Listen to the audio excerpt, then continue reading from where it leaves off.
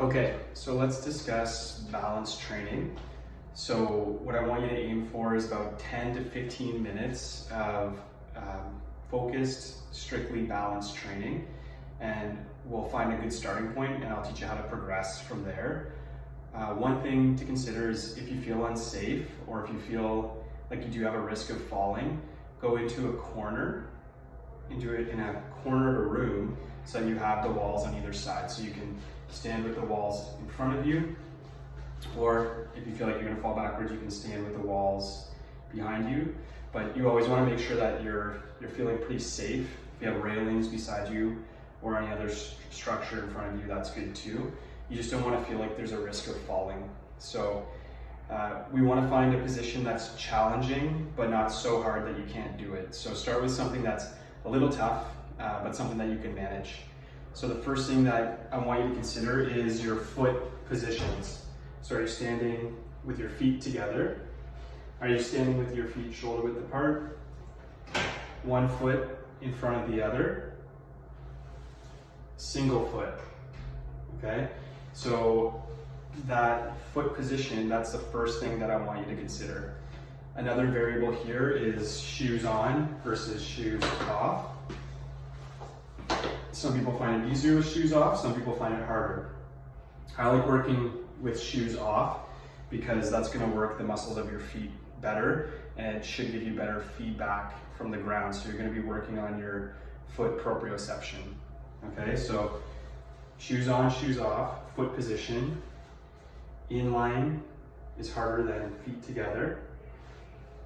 Feet apart is easier than feet together. So this is a pretty easy starting point. A little more challenging, and single leg either this way or single leg this way can become even more challenging. Now, from there we can start to consider eyes open versus eyes closed.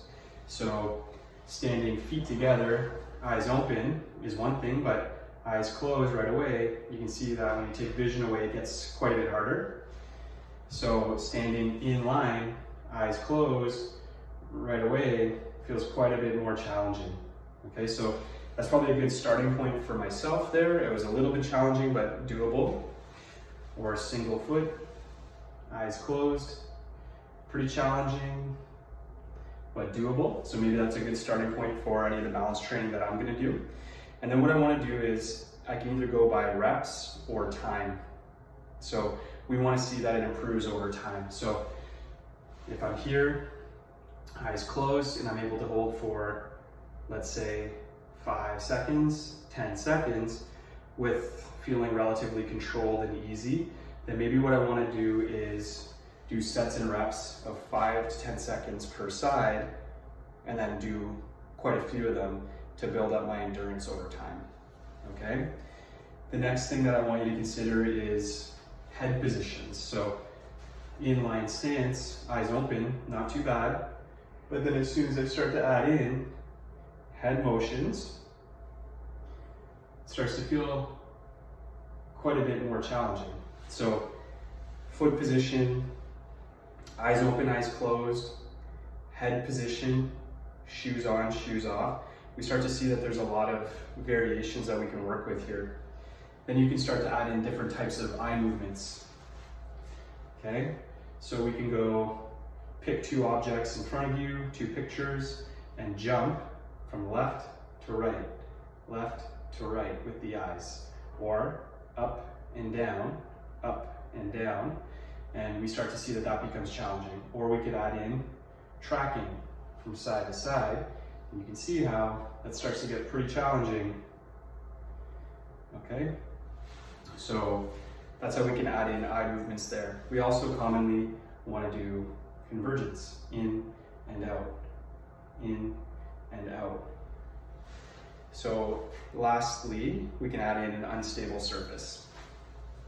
So if you have a foam pad at home or a pillow, we can go on the foam pad, and again, foot position, eyes open, eyes closed, head movements, eye movements, Try to find what feels challenging but doable, and then work in that position, okay? Good. And another thing that you can do is start to add in body movements as well, okay? So we're here, start to add in body movements as well, okay? Reaching, touching the wall, bending forward, okay? Head motion, then body motion. Pretty challenging. So we want to find where is it challenging but safe, and how can we progress. So I want you to consider all those variables and try to work away for about 10 solid minutes, okay? The last step that I would do then is add in movement, such as we're here doing our balance work with movement, okay? And we want to see that you can progress into more dynamic balance situations. So give that a shot.